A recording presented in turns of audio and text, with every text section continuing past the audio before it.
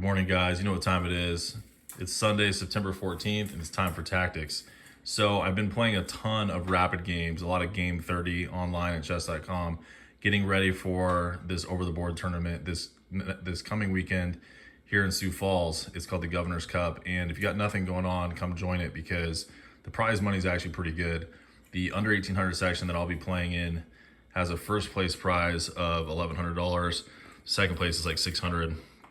But it's always nice when it's in your hometown, so that way you can not have to spend a bunch of money on lodging and whatnot, so in food.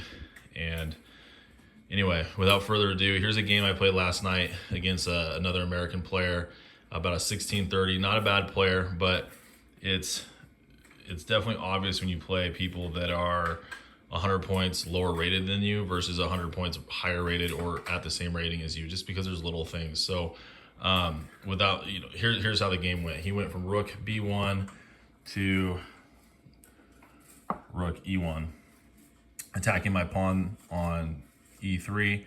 So instead of just trying to defend it with rook d3, which is kind of a passive defensive way of dealing with this issue, I decided to try to attempt to trick my opponent so I could get a skewer off on his rook. And so I pushed my pawn here with the hopes of rook takes e2, bishop d3, and then he will lose a rook for a pawn and a bishop, which I'd be totally fine with, even though my pawn is a pass pawn. So he doesn't go for it. He goes rook to f2, and then I just defend the pawn with my bishop here.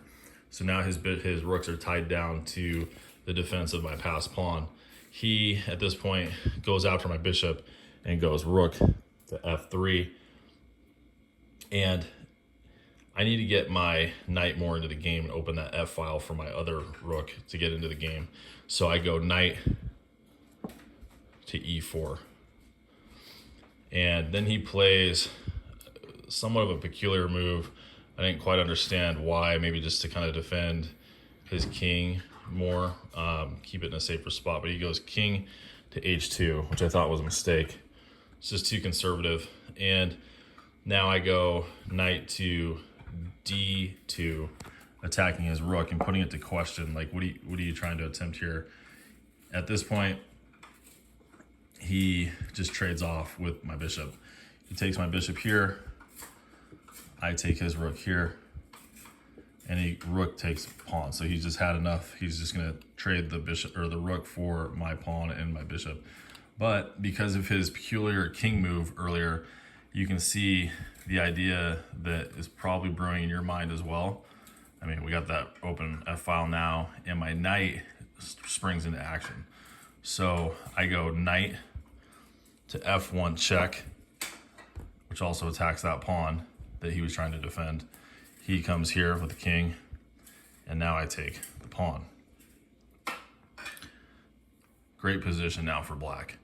And if you see the positional themes shown in an earlier video, like with things like Arabian Mate, that also comes to the forefront of my mind because I'm looking at that corner and that looks pretty good for an Arabian Mate, because if we can toggle it, it might actually work. And now my opponent falls right into it and he goes rook to E5, which I really did not understand, but that's the game ending move. We go rook F1 check, king H2, and then Arabian Mate, rook to H1 checkmate. So anyway, that was cool. I mean, it's the first time, or not the first, but one of the few times I've actually pulled off an Arabian Mate at a higher level game. But really cool tactic. Couple tactical themes in this video with the skewer earlier, the piece play with the knight, and then this eventual Arabian Mate. But anyway, have a great one today, guys, and we'll see you on the next video.